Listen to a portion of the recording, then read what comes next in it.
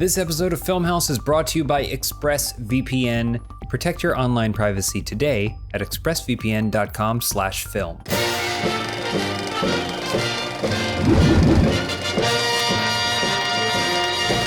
Hey everybody, welcome to Filmhaus. Doing things a little bit different this week. It's just James and I. And I'll tell you why. There's nobody left. No, I'll tell you really why. Mm-hmm. It's because we watch a lot of stuff. We do watch constantly consuming. And a few episodes ago, I did that format where I asked everybody for the recommendations. Mm-hmm. And I didn't do one for myself. You're right, you didn't. I didn't. But that's because I always got recommendations. Mm-hmm. And I thought that you and I would just talk about the stuff we've watched over the last month or two, or that we're still watching. Yeah. And I'll let you start with a pick. Well, I mean, so I feel like we're going through phases. I mean, there isn't that much else going on that we like. Basically, what we're watching is now how I am remembering time. You know how people are like, oh, I know it was 2000 whatever because the PlayStation 2 came out, or I don't know that. Mm-hmm. My moments in time. It's just Tiger King. It's just, I was thinking about that today. I was like, oh, what phase? Because Tiger King was also the New Girl time period. Yeah. About, right? Mm-hmm. I was watching all of New Girl for Lindsay. Yeah. But then Tiger King was early pandemic. Mm-hmm. So people didn't know what was going on. Mm-hmm. Yeah. in the world or in their Netflix viewing. No. And yeah, it's definitely a time capsule. Yeah. Like we'll always connect Tiger King to the pandemic. And then it feels like not too long ago we were watching Halloween stuff because we were trying to watch like a new scary movie. We were doing the Conjuring in review with Kind of Funny. Oh and so that was always like, I was like, oh, every single week we were watching a new one. It's so much fun. But it feels like more recently we're in whatever phase we want. A little bit. Yeah, phase. We've been watching a little bit of holiday stuff. Yeah, but you're not huge into like Christmas movies. So it's not like we're going to be going through all the best Christmas movies. Maybe we'll watch a few more. We watched Gremlins, of course. We watched Christmas Chronicles 2, which I'm sure we will talk about. Actually, let's kick it off with Christmas Chronicles 2, let's do it. Which we watched over Thanksgiving. And we had seen Christmas Chronicles 1, but neither of us had any recollection of it beyond the scene, and spoiler, where they end up in the jail and then there's a musical number and Steve Sant from E Street Band is there. And it's a whole thing. Van Zandt. You always combine it with Steve Zahn. No. Or is there a different Steve I think it's Steph Sant from our office manager at Rooster Teeth, and that's what I always confuse it with. I never confuse Steve Zahn with anyone. Nice. So we watched that in a social setting because back then you could hang out with people, and if I recall, there was something else going on. So it was the occasional like not sitting down to watch Christmas Chronicle. It was it's on, and then occasionally you look up. And then you go back down to whatever you're doing, and then you look up again. And then, hold on. I want to see if we can see this dog that is like at every step of the process trying to... Sorry, listeners. He's determined to be harassing us. He is harassing and licking us right now, but we will soldier on.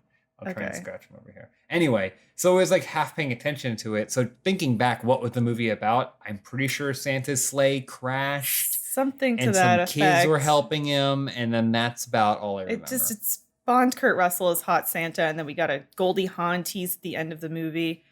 Of course, Christmas Chronicles 2, Goldie Hawn is now a central figure in it. But yeah, this movie... Christmas Chronicles, Part 2 was bonkers. It was insane. It was far and away...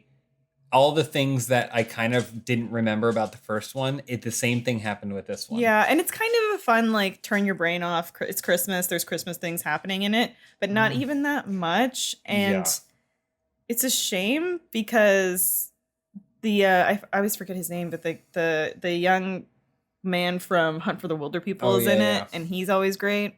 He is great. But now he's kind of this, like, misfit villain. Like, he had the same sort of role in Deadpool 2. Yeah. Yeah, I don't know that this was maybe the right spot for him, though, in this movie. This movie is all over the place, and not that this is going to be an entire podcast devoted to Christmas Chronicles Part 2, but, like, if you just look at the image that Netflix shows you, it's got, like, Kurt Russell, Goldie Hawn, and depending on when you're looking at it, like, palm trees in the background, you're like, what's going, like, it's so far removed from everything that was going on in Christmas Chronicles 1. Definitely that thumbnail was made by somebody that just scrubbed through Christmas Chronicles 2 and only had stills from certain parts in the movie. Yeah. It's almost like they didn't want to spoil it. But most of the movie involves an epic battle that takes place in Santa Claus Town. And the theft of the Star of Bethlehem, which powers the town. And then time travel is introduced very, very close to the end of the movie. And it is a wackadoo film. I still think, and this is something I commented on in the first Christmas Chronicles, the two kids, their father passed away.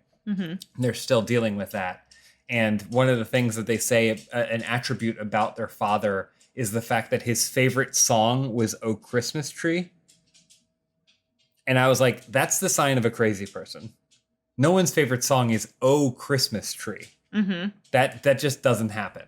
So he's back and nudging into us. He's licking our chair now and huffing on it. Anyway, he's sneezing down there. Oh my gosh, sorry, audio listeners. But anyway, this movie's bonkers. So we did watch it, but it was only because it felt like it was like a holiday thing, and we were trying to get it. Sure. We also watched, in the spirit of the holiday season, the Happiest season, which is new to Hulu. And this movie does a lot of things right and then a lot of things wrong. It does make for kind of just fun holiday fare. I would say it's got some charismatic and fun actors to watch in it. It's pretty straightforward rom-com. The big thing about it, though, is that the relationship is between two women. So one woman is going home for Christmas and she wants to bring her girlfriend, except that her family doesn't know that she's gay, and so it's that becomes like the fun and games of it at a certain point. Yeah, it is touted as sort of this, like, it's like, the kind of first of its kind, or there aren't many Christmas movies that have, gay characters, or it's focused around their story, which is great. But then I feel like I'm in no position to talk about the perspective of how accurately it portrays having to deal with that kind of feeling closeted and dealing with that. So I'm not capable of speaking to that. But in terms of being a romantic comedy, I didn't think it was very good. Yeah, it's from Clea Duvall, who is in Orange is the New Black and The Faculty. What am I thinking of? There's like a 90s horror movie that I'm thinking she was in. I don't know. Was she in Identity? I don't know. She co-wrote and directed Happiest season, and it stars Kristen Stewart. She is sort of our protagonist. She's in love with Mackenzie Davis, who they're away at school. I want to say no, they're not away at school. They're just like living on their. They're just young people living in the city. Yeah. And Mackenzie Davis invites her to go home with her for the holidays. Unbeknownst to Kristen Stewart, though, she's not out to her family. So when she shows up with Kristen Stewart, it's like, this is my friend. Yeah. And Kristen Stewart is like, obviously, this is just not cool. And Mackenzie Davis just kind of keeps pushing her to the wayside. There's an ex-boyfriend that kind of gets involved. It also has Aubrey Plaza as a former friend of Mackenzie Davis. And Dan Levy is sort of like the comedic. Who's fantastic. He's Every great, scene he's in is thoroughly enjoyable. Yeah. There's a ton of people in this movie. Allison Brie, Victor Garber, Mary Holland, Mary Steenburgen. Anna Gasteyer. And the thing that it kind of hits the mark with is, and this is pure spoiler territory, Mackenzie Davis is just like constantly like emotionally abusing and gaslighting and being kind of like shitty to Kristen Stewart.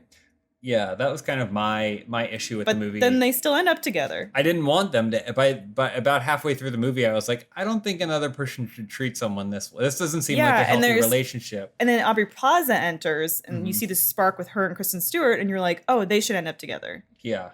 That should be where the movie It's goes. weird because it follows all of the notes of a romantic comedy or a traditional romantic comedy. So it feels like you can see things coming from far away, but then some of those things it doesn't go. And I don't know if that's because they're sensitive about it being a story about two women loving each other and they feel like they can't do it in a more conventional way. There was something off about that. And again, I'm sure someone with much more closer personal experience can speak to that. But for me, it was like Mackenzie Davis, the character who's keeping things from her family, who is a dysfunctional kind of abusive family outside of how they may or may not feel about the dad's really sexual identity and stuff. And they prioritize outward appearance above their children's actual happiness. Yeah, there's a lot more going on. I think that's part of it. It's basically it's a lesbian romantic comedy, but there's actually a lot more going on below the surface that I feel like needs to be resolved before you can just have the two lesbian characters in the movie end up together. For sure. Was how I felt about it. But, yeah. Anyway, I did like seeing Kristen Stewart in a different, fun role. More of a. I mean, she's kind of a downer the whole time. Low energy, but it was nice seeing her in at least a different kind of movie overall. Yes, and speaking of Dan Levy, we've also been watching through Schitt's Creek, which, I am Canadian, and several years ago I attempted to start Schitt's Creek because I love Catherine O'Hara, I love Eugene Levy.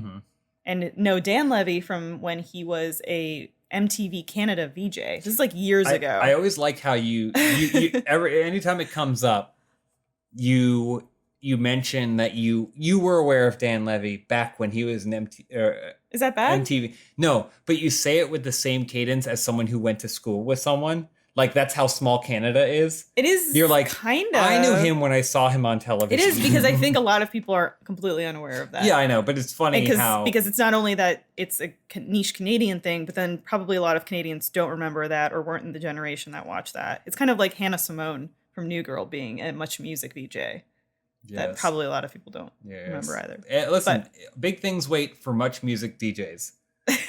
Well, this is Much Music and MTV Canada, James. All forms of any form of VJ that you can take in Canada, your career is going to be set. I hit a roadblock with the first time I tried watching Schitt's Creek because there's a very nominal difference between American television and Canadian television, and it's a secret spice that I can't even place or really describe what it is. It's not a laugh track. Because in Canada, you have your comedy shows like your Corner Gasses, your Little Mosques on the Prairies, your Kim's Convenience, your Schitt's Creek, and they all kind of have this feeling to them that I can't put it into words. But if you're Canadian and you see it on TV, I feel like you know what I'm talking about. It's like knowing what a British sitcom is. Yeah, right? They have the feel of the British comedy. And so going into the first season, I was kind of like, oh, I feel this Canadian vibe, and I don't know. I can't take it. Like two north sides of the mountain. And I do think that there are lots of people who just have found that the first season or season and a half of Schitt's Creek is finding its sea legs anyway. It's kind of that comedy stumbling where it does need to find its footing and find its characters and rely less on the premise. I mean, I'll say this. Most great comedies do not have very strong first seasons. No, they mature in their second. Like, very few of them, off the top of my head, the only ones I can think of, Arrested Development and Veep. But even Veep throws you into the deep end. So those first couple episodes get lost on your first viewing because you're just trying to keep up with who is this person, what is their purpose, because it doesn't give you like an entry into the show. Yeah, so many comedies, their first season is building blocks, and they're establishing the characters and their archetypes, so that way they don't have to reference those archetypes in the later seasons. They can just go straight to jokes or situational comedy. But Schitt's Creek, though, is kind of, I've seen people say this is the comedy that we need for 2020 because it is a very uplifting show. It's delightfully positive. Yeah. Even characters that are skeptical or narcissistic or negative, pessimistic, they have a deeper humanity within them. And even characters that seem like they're self-interested, they do look out for other people. Yeah. I think that's what's fun about it. And like you said, like, once you get beyond the premise, because when you watch the first couple episodes, it's all about the premise. They were rich, but now they're poor. And then, but in seasons once you get past that, like that's not really a factor. Like no, and it's less of a focus as much as it is just an aside joke. Yeah, I mean it's more an attribute of their personality. So that kind of they having been rich informs the things that they say or do now, but it isn't the only thing, and that's because you have to kind of get that baggage, and I think that happens with a lot of situational comedies. You know, it's the kind of thing where Alexis, who is the daughter, she plays she's the character who's the daughter of Eugene Levy and Catherine O'Hara's characters, but she can make a joke in season 3 where she says, "Oh yeah, I first heard that song when I was at a rave in a Russian gulag," and it's not about her being like this poor little rich girl. It's more about like she makes this weird off comment and it's funny. Yeah. And it's great. But and all the characters are so full of heart. And Dan Levy, of course, like is a breakout on it too. Absolutely. I mean, I will watch him basically do anything. He has like all the charisma of his dad plus an added charisma, which is like this like youthful vibrance. Cause Eugene Levy, whether or not you know his huge, like 5-decade long career in comedy, or you know him from Christopher Guest films, or you know him from American Pie. He's always been like this kind of fathery type, like a dad. Yeah, he's very nebbish too. Yeah, like he always tucks his shirt in kind of thing. And I feel like Dan Levy has that same charisma that makes Eugene Levy such an entertaining person to watch, but he's got an energy to him too. That's just, I don't know. Again, we mentioned him in The Happiest Season, and he stands out just wonderfully in that film because of all those elements. And it's one of those things where I feel like if I will probably watch most of the things he does from now on, just because he is a fun person to watch. And it's really special because going into that show that Eugene Levy and Catherine O'Hara are going to be amazing. And Catherine O'Hara is transcendent.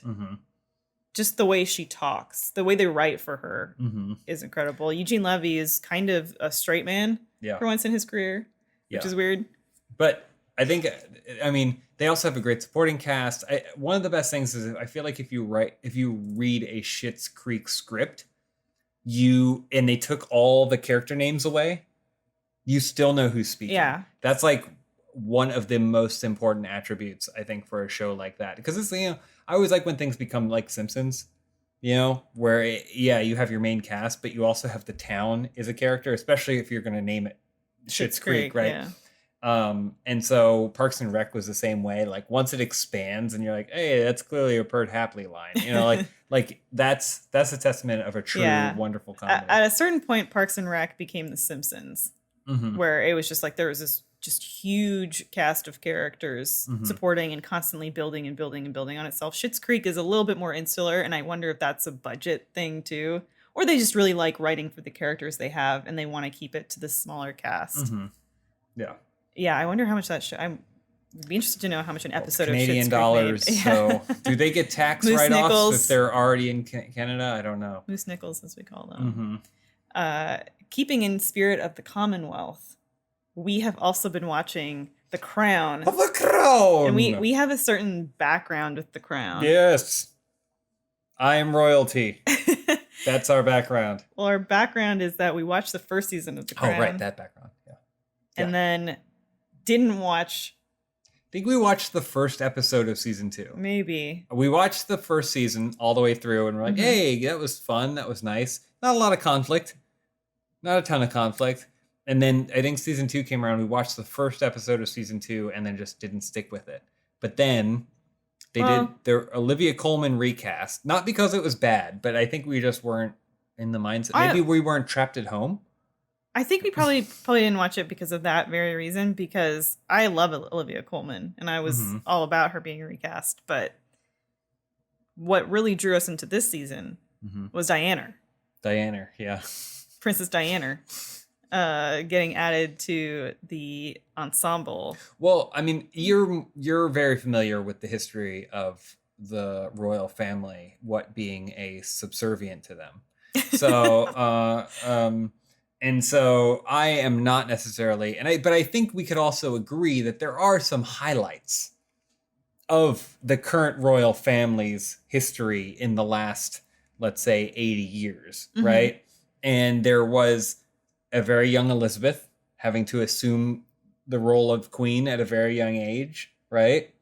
There was that. And then also in World War II, World War II. The royal family staying in England, Britain during World War II. World War II and stuff like that, and then the post World War II imperialism and like expansion in some ways. But then then there's a good period of time when things are just kind of cruising. And I didn't watch those seasons, and I know it dealt a lot with Mountbatten, but like, I guess there was almost a coup, maybe. Anyway, but it feels like this is the next big thing. Like all the Diana stuff is like probably has more to do with celebrity and television and like when things could become more sensationalized. And we also have a personal frame of reference for knowing when. That's true. With our age, knowing when Princess Diana was alive and was in the press and was a thing. Yeah, it's like when in Cloud Atlas they do the stuff in Neo Soul, because like that's like more where I'm from. Why's your voice cracking? I was getting so emotional thinking about Cloud Atlas. No, yeah, that makes sense. This is probably closer because these are things. These are the kind of things where they show interviews with Charles and Diana, and then you can Google it. And or also I remember seeing a docuseries when I was a kid where that interview was in. Or you attended the wedding, like me, yes, Yeah. Well, also, I remember when Princess Diana died, and that was just a huge deal. Yeah. And so Emma Corrin, who I was not familiar with, plays Princess Diana. Gillian Anderson plays Margaret. That's another thing. It's Margaret. It's Thatcher era now. The Thatcher. Iron Lady. Yeah. Thatcherism. And Gillian Anderson is just incredible in this. Just the idiosyncrasies and the way that she plays Margaret Atwood, like she's chewing on steel wool the whole time. Yes, I think that the Queen and she's so good. Like, I think you at first didn't know it was Gillian Anderson. No, well, you picked her. Did you know it was her?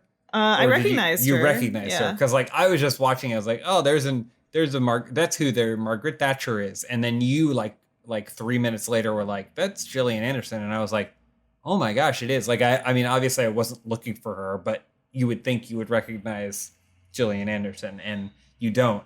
But she turned British a long time ago anyway. Margaret Thatcher is such a controversial figure in British history. I'm sure the actual people from the UK in the comments will get into it. Especially if you were in the working class, you probably were not fond of Margaret Thatcher. But the dynamic of her and the Queen is really fascinating to watch, and something that I never really thought about was them interacting. So it's cool to see, and fun and interesting to see. And Tobias Menzies, he plays Prince Philip, which we knew him from Rome. Yeah, we've been following him for a while. We like his career. But yeah, I remember he was Brutus in Rome, and then from there he became. Because there's only so many British actors. Yeah. And there's a ton of incredibly well-made British television shows.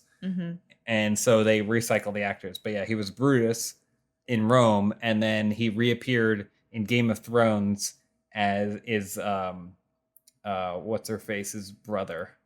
He's Catelyn Stark's brother. Yeah, Catelyn Stark's brother. What happens to him? I don't even remember what happens. Red Wedding. And then he's locked into the dungeon. And then he gets locked in the dungeon. What? I gotta look up what happens later. To that I think he shows up again later. I think he does. They let him out. They let him out or something like that. Give him a hot meal after they kill. Spoiler. Anyway, I am really enjoying this season of The Crown. I'm enjoying it too. It's cool because, and again, having not seen seasons 2 and season 3, maybe you'll go back and watch them now. Maybe I will, but it's cool because it just kind of like looks at a calendar of everything that happened between like 1980 and 1995 or whatever, and it just goes like this one. It's just like pulling like the biggest moments. It's like, so in some ways it doesn't serve very well as a history of the UK. But it is really good at cherry picking like the biggest moments in her time period. So like it might be like, oh no, we're dealing with the IRA and it's stuff like that. And then there's one episode that deals with that, but it doesn't resolve it because that happened, whatever, in 1998 or something, peace finally, like, so there's all these things that another show might only focus on that. Yeah. A whole show could be 5 seasons devoted to the relationship between England and North Ireland, and stuff like that. Whereas this show is like, oh, well, that just happened. And then there's another thing. Or there was a whole episode devoted to the guy who broke into Buckingham Palace. Which was a story I wasn't familiar with. It must have come up on Reddit or something under like a Today I Learned or something. But yeah, I had read about that. But completely forgotten about it. When it did in the show, I was like, oh, right. I remember some guy just walked into Buckingham Palace and like had a chat with the Queen and so there's an episode devoted to that. And then of course, all the Diana stuff. Mm-hmm. So it's really fun. It's a fun, extremely... Is it fun though? I think it's fun. It feels kind of like... I'm intrigued when I'm watching So it feels like Downton Abbey, but more purposeful in some ways. Downton Abbey was like pure spectacle, and it got to a point where it was super soap opera-y. Yeah, well, it started out where there was little to no conflict, or the conflict was very mundane, like, we haven't polished the spoons! Yeah, where are the napkins? But the vicar's coming! Polish the spoons! Yeah. Who will polish them? Oh, the vicar doesn't even care if the spoons are polished. Yeah. Which is not very relatable.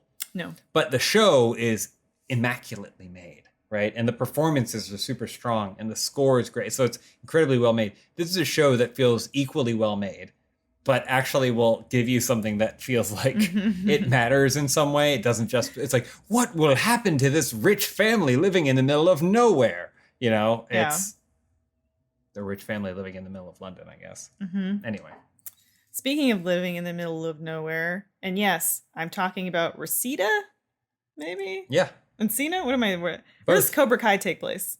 Reseda, but Encino is the rich part of it. So in the original Karate Kid, that was like the division. I feel like now, though, like living in LA, like the difference is negligible. I guess Encino is a little bit more in the hills, so you're more likely to have a bigger house if you live in Encino. But well, that's the exciting teaser. But first, a word from our sponsor. Earlier this year, more than 100 Twitter users got their accounts hacked into, passwords, emails, phone numbers, high-profile people hacked too. It's not just Twitter, it's Facebook, eBay, Uber, Adobe, all these different platforms. And if these high-profile people can get hacked, it's easy for the rest of us too. That's why we use ExpressVPN to safeguard our personal data online at Funhaus. According to recent reports, hackers can make up to $1,000 from selling information online. ExpressVPN is an app that funnels your data through a secure encrypted tunnel, so no matter what device you use, you can have peace of mind every time you use the internet. The app connects with just one click, it's lightning fast, and works on 5 devices simultaneously, so your whole family can be protected. If a breach can happen to powerful people, it can happen to even us little guys, too. So protect yourself with ExpressVPN, the VPN rated #1 by CNET, Wired, and countless others. And if you visit expressvpn.com/film right now, you can arm yourself with an extra 3 free months of ExpressVPN. That's 3 months of ExpressVPN for free. expressvpn.com/film. That's it. expressvpn.com/film to learn more. Thank you. So I haven't been watching Cobra Kai. Mm-hmm. You've been watching it. Yeah. I finished the first season. You're a huge Karate Kid fan. We have this light in our apartment that sometimes you go stand in front of and do because it's the same color karate as moves. It's the same color as the poster for Karate Kid. Yes. Mm-hmm. I love karate. I've always loved Karate Kid. I think. So why didn't you watch Cobra Kai when it was airing on YouTube? Because it was on YouTube. So. You're a YouTube guy? I know, but you and I both know that sometimes the platform that something appears on can make or break. I just wanted you to say it. I knew. And YouTube is the kind of thing that always felt like, oh, you're going to sit down. It's going to be something that you're going to throw on your computer while you're doing other things. Like YouTube videos just don't feel like premium content. You're not going to watch how long are the episodes? Are they 22-minute episodes? Yeah, they're like half an hour. Yeah, that's a weird place. And despite all the media that you may consume on YouTube, going there to find something like that is just not maybe the right place for it. However, but when Netflix got it, it's on a remote on a TV or whatever, and it feels more attainable. And it just blew up once it came to Netflix. They also Netflix has been doing this thing where they're very tricky, and they'll put something on that leads you down a path towards something else. So I noticed that the Karate Kid movies showed up on Netflix And of course you were rewatching them. And so I said to you, I was like, we should watch Karate Kid. And then you were like, sure. But then we watched the first Karate Kid and some of the second Karate Kid. And then boom, they took the shows off. They dangled the carrot. They took the movies off and they put the show on. Which is brilliant because they gave you a taste for the universe, the characters, the IP. Yeah. And then, October 1st hits. Mm-hmm. And then they cut the access. You get Cobra Kai, and then you're like, oh. So I, like many, was like, okay, I'll check it out. And I really like it as a Karate Kid fan. Sometimes I've only seen the first season. Sometimes it does feel like fan fiction or a fan film. Well, it probably is trying to do a lot of fan service. It's doing a ton of fan service, and I mean in more ways than just acknowledgement, like literally cherry picking scenes from the first film. But now Ralph Macchio is the one doing the explaining. He's the Miyagi. Literally beat for beat stuff. And I wish that it felt like it didn't need to do that. Premise wise, it's like if it is a fan film, it's like one of the best fan films ever made. It feels genuine. It feels very much in the spirit of Karate Kid, and the story is someone who clearly has a love of that series and had an amazing idea, which is picking up with Johnny, and where his life has kind of come since he lost that tournament. Now, I have some criticisms. I've heard them that Johnny was in cryo freeze. I have some criticisms because just because you didn't live up to your full potential doesn't mean that you don't know what internet is. You don't know what internet. Like there's literally scenes where he goes like, "Oh, my website Cobra Kai .com or whatever," and they're like .com, and I'm like, he has a cell phone. Like he's not an idiot. He's not a stupid person. He's just a little, maybe he's a little. They treat him like a man at a time almost. Because I get it. He peaked. His peak was in 1985. So he's still living in that era. But that's different than actually living in that era, which is something the show does a lot that really bothers me. But other than that, when it doesn't do that, it does really great stuff, which is now Danny LaRusso is a wealthy, he owns a car dealership, and his karate became part of his brand, and he's wealthy. And he's not the underdog anymore. No, he was the kid who used to be in Reseda, and now he's the guy living in Encino. Now he's an Encino man. And he's an Encino man, exactly. And so they do that switch, and now Johnny is basically living in an apartment that looks exactly like where Daniel lived. And so Cobra Kai becomes a place for nerds, because I think also culturally, it was a lot easier to go in the 80s. You had your jock, your nerd, the popular kid, rich kid, and everything. The John Hughes grouping of cast and character. But now I feel like the line is a little bit more blurred. Even though when I was in high school, it wasn't like things were divided that way. No one was like, hey, nerd, and like giving wedgies, and the football team didn't. They were also staying behind for math club and stuff. You guys didn't have football team. You had cricket robotics and robotics, cheerleaders and stuff. But here in America, land of the free, it really hasn't been that way for a very long time. And I appreciate that this one is very different. So the kids that are kind of downtrodden, they find karate and Cobra Kai as an outlet to find confidence. Mm-hmm. And they kind of do need a boost in that confidence more than just, hey, you're doing great, or here's your like participation trophy. They need to actually be told with a very stiff hand, like why they deserve to exist. And that's where Johnny's Cobra Kai comes in. So it's weird, whereas that represented the bad guys before. Now it kind of represents the good guys. But then, of course, he's going through issues and his intentions aren't pure.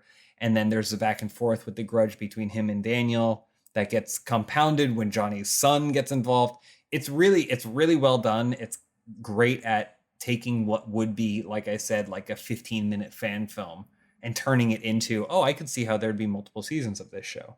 But I've only watched the first season. I'm going to start the second season too. And of course, it ended with a All Valley karate tournament. I always love everyone comes out for the karate tournaments. Everyone comes out for the karate tournaments. The whole town. It's the pride of Reseda. Whereas I'd never seen a karate tournament. I've never been in this city a long time. And if you asked me where a karate tournament took place, I'd never be able to tell you. If there are, let me know. I'd happily attend once this is all said and done. But yeah, it's good. It's well made. It's shot. I don't like when they use flashbacks from the actual movie. That always rips me out of everything because I'm like, that's why are you remembering it being shot this way? And it does really good stuff with Mr. Miyagi too, because like obviously he passed, Pat Morita passed away, and so, but you get a little morsels of like what happened to him and Daniel's relationship after the events of those movies, which as a fan of that, I really appreciate it. No mention yet thus far of next Karate Kid in the canon, so I'm a little curious about that. But yeah, I'm gonna keep going and really enjoy it. Another IP that has gotten a sequel that I did not see coming, but I think it was something that we desperately needed in 2020 and in quarantine, was Borat Subsequent Moviefilm. And wow, that was a shocker to see this movie coming out. I had no idea. I mean, I remember there was, I think on Reddit, I guess all I know about the outside world is Reddit, but like someone posted screenshots of him driving on one of the studio trucks. So, you know, it's like driving someone. So he was doing something. We saw him film. Someone's like, we see him filming Borat, but like they hadn't announced that there was a new Borat. There was nothing coming. And who knows if it was just like a commercial, you know, that Borat's making. But wow, a sequel. And it's a movie that really could have been underwhelming or feel like it's out of touch and should have just stayed in the era that it was made. But I really laughed a lot watching it. For me, it felt good to laugh again for personal reasons, and then also just otherwise. I mean, I think you have to be a certain skill set to get away with what he does. And he doesn't always. I think there's stuff he doesn't always get away with. There's stuff he doesn't get away with, but it does feel like, you know, in 2020 and even years past, like it has felt like people in general have moved away from like his how far can you take this? How far can you take this? Can it be funny purely because of how wrong it is? And everyone gets it. And maybe I'm sure people watch Borat 2 and did not get it and did not enjoy it, but I got it. Anytime he did something and he pushed that boundary, he went as far as he could or whatever. And that makes me laugh. And I really appreciate, because I feel like there isn't stuff like that now. Really. That could have been our Freddie Mercury. He could have been our Freddie Mercury. He was originally. I've got an I'm idea still for curious. a song. Still curious what he would have been like as Freddie Mercury. Yeah.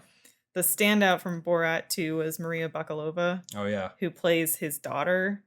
Yeah. And she's now, of course, sought after, and people are wondering what she's going to do next. She doesn't respond to my emails. It's funny because she is a character that also could have been lukewarm or fallen flat, but she in some points like just surpasses Sacha Baron Cohen.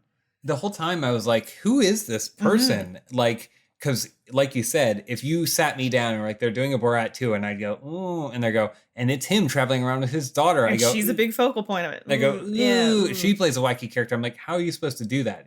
You're having someone share the screen with Sacha Baron Cohen, one of the best wacky characters of all time. How is that possible?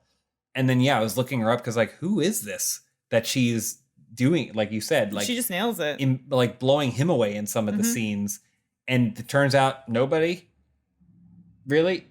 Like just she's relatively new to the scene, and like Anyway, she's great. Yeah, I thoroughly enjoyed it. Oh, we have a couple more recommendations, but first a word from another sponsor. I don't think I'm crazy to say that everybody wants to look good and feel good. If you don't, what's going on? It's great. As y'all know, I've had a bit of a glow up this past year. Lost some weight, worked on my mental health, and guess what?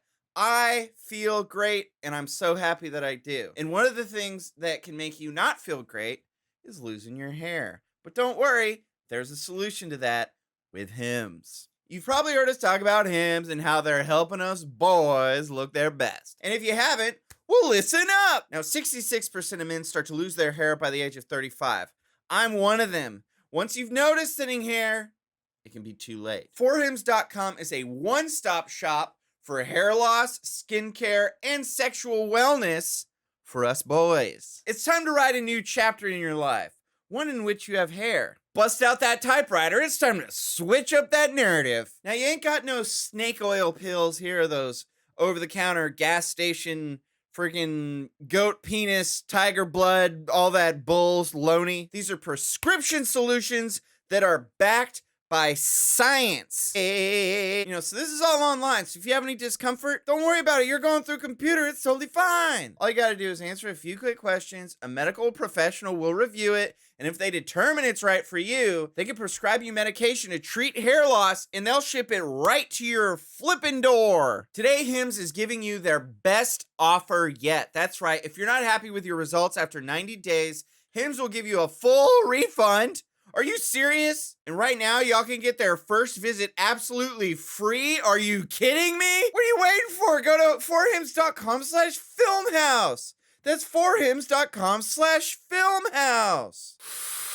Prescription products require an online consultation with a healthcare provider who will determine if a prescription is appropriate. Restrictions apply. See website for full details and important safety information. Remember, that's forhims.com/filmhouse. Something that we have to mention is a show that is a perfect 10 as far as I'm concerned. We both fell in love with it from the first episode we saw.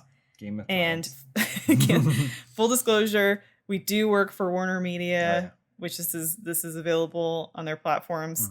So full disclosure, but it's How To with John Wilson, which is executive produced by Nathan Fielder that does Nathan For You. It feels like Sugar Pine 7-ish if they made a docu-series about the mundanities of life that have a deeper existential meaning at some points. But good God, this show was filmed over the span of 2 years. And it's another thing that feels like a show that we needed this year. Oh, yeah. I just needed things that made me laugh again. Yeah. No offense to New Girl. But it wasn't hitting the mark for me early on into the quarantine, and especially this far into it. I really need things that make me laugh again. And it's hard to explain. Like, pitching this show is really difficult. Yeah, I guess if you could say the basic premise is that John Wilson is this documentary filmmaker, and he goes to observe New Yorkers in these weird, mundane, natural habitat scenarios. But then things sometimes get pretty outlandish. Yeah. Or they can be heartfelt or... imagine if it was a documentary filmmaker who filmed everything without regard for what it was. And then found the pieces later. And then afterwards, but like also somehow along the way discovered an area. It's like, what do you want? I'm going to make a documentary about marshmallows. And then you do marshmallows, but by the end of it, kind of like a paperclip becoming a house. The end result is so far from marshmallows that it doesn't even seem reasonable. And like, there's an episode, not to spoil things for you, but there's an episode that the focal point is scaffolding in New York, which is a huge industry and something that I never even thought about. It was because there are laws in New York that if you're doing any kind of construction, you have to have this much scaffolding on the premises. And newsflash, New York is always under construction. So there's always scaffolding everywhere. I never really thought about that. And then he, of course, takes it to another level. And at one point, you're watching like two dudes like getting blown on scaffolding. I don't remember what it was, but it just, God, and like the finale of the show is just about his landlady. And the show gets into, because I think the final episode they were filming like right on the cusp of COVID. So it sort of is this weird time capsule thing too. And it speaks a lot to, I think, probably a similar experience that a lot of people are having. But God, I can't recommend the show enough. It's so good. The people that you might find, the people that are around you in your life, walking the streets, walking their dogs, are all characters. And not all of them may be interesting, but some of them are very interesting. And he's really good about getting people to just open up. Put a camera in someone's face, asking the right questions and getting them to open up in not a gotcha kind of way. Because that's the thing that it always feels like he's very explicit about like what the purpose is. And I don't know how he films the show, but it never feels like a gotcha moment. It feels like, no, you can open up to me and I'm gonna present you in this show in a way that you actually are. That's at least how it feels. I still don't understand legally how we have stuff where it's like, God forbid we have a shot of someone's feet in something. What's it like in New York though? Like, can you just film people with no regard? I don't really know. Maybe. having never lived there. Maybe, but it doesn't look like everyone in the list signed off, because there'd be times where he's like talking about human relationships and he's just filming someone sitting across from him in a restaurant or whatever, and it's like a couple having an argument and he's just filming the whole thing while then he goes back later and then puts his own the B-roll is the main event. Yeah, it's very the show too. I can't recommend enough. Yeah, and then after great. you watch it, going on YouTube and watching like making of stuff is great too. Mm-hmm. Yeah. And we don't have too much left. Something that I've just been kind of doing, and I think this is a byproduct of quarantine, is rewatching a lot of sort of comfort things. Mm-hmm. And I've been like rewatching a lot of Steve Martin movies, some that I haven't like seen before. Like I'd never seen Man with Two Brains. Mm-hmm. So I watched that recently. Mm-hmm. And I mean, it's just a whole other era. I don't know. It's just a thing for me that I feel like watching these old movies, it takes my mind off of the present. Yeah. It's also, I feel like Steve Martin has so many films that cross so many periods in time, that I think one of the fun things about watching his films are that like you can watch The Man with Two Brains, it's just wacky and absurd, or LA Story, which is wacky and absurd, Mm-hmm. or The Jerk, which is wacky and absurd. Then you can watch something like Roxanne, It's just sweet. which just feels like a sweet 90s movie, you Yeah. know, like, and you know, so like he has a large resume. But yeah, I think we've been also watching not just seasonally, but we had Gremlins on the other night. They're like movies that we know. You know that you're gonna get a warm hug watching it. Yeah. And it's gonna feel familiar, and like you're not tackling the stresses of the present. Mm-hmm. I think so. I can't recommend it enough. If you are looking for that warm blanket hug too. I guess it depends on when you were born and what you grew up with, but Yeah. I would just say it's okay to watch something you already know you like. Yeah. If you're anything like Elyse and I, we always have this I feel guilty. list, and we feel like sometimes we feel guilty because it's like, hey, we should be watching something new. There's so much we want to consume and so much we want to appreciate. But there's always Sucker Punch. there's always Sucker Punch. I gotta bust that Blu-ray out. You want to watch tonight? No, Extended thank edition. you. I'm It's busy. got like I'm 45 extra minutes. washing my hair and my dog's hair. But I think it is okay to go and no, you're like, nope, I know Weekend at Bernie's 2 is gonna make me feel good. I Yeah. know The Firm. I watched The Firm not too long ago. Is gonna make me good. Well, it was fun talking about all the things that we've been Yeah. enjoying watching. In the comments, let me know what you've been watching too, because I'm always looking for recommendations, especially obscure stuff. Yeah. And to get you hyped for the next 3 weeks of Filmhaus, we are doing a special bracket. I know people love our brackets that we do. We're doing the best holiday movie. What the criteria is for that, Christmas. who knows? Christmas I guess specifically. it's technically Christmas specifically, but we have 2 special guests joining us for those 3 episodes that are airing back to back. And that's Josh Flanagan and Zach Ann, comedians, writers, directors in their own right. We recorded those episodes, and my God, I cried laughing at one point. I was laughing so hard.